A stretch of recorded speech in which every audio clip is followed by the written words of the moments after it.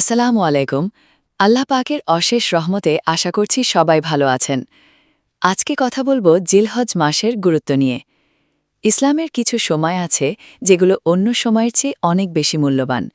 জিলহজ তেমনই একটি মাস। এই মাসের প্রথম 10 দিন আল্লাহর কাছে সবচেয়ে প্রিয় দিন।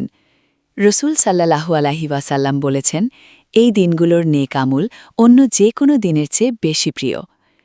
এই মাসেই হয় হজ, যা ইসলামের পঞ্চম لبيك স্তম্ভ। اللهم হজ শুধু একটি لبيك ভ্রমণ নয়, এটা একটি لبيك আত্মিক لا যাত্রা। شريك لك যখন লাখো لبيك মানুষ একই পোশাকে إن ইহরাম পরে একই জায়গায় দাঁড়ায়, তখন বোঝা যায় মানুষের আসল পরিচয় কি।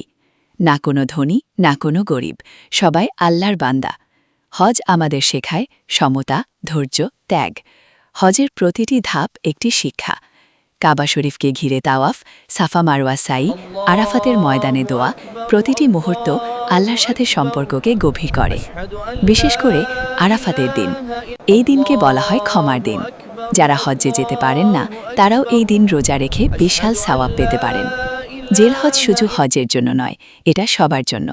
আপনি যেখানে থাকুন, এই 10 দিনে নামাজ, রোজা, দোয়া, কোরআন সবকিছু বাড়িয়ে দিন। কারণ এই সময়গুলো নসিব হওয়া সৌভাগ্যের ব্যাপার। মহান আল্লাহ পাক আমাদের সবাইকে পবিত্র হজ পালন করার তৌফিক দান করুক। আমিন। আল্লাহ হাফেজ।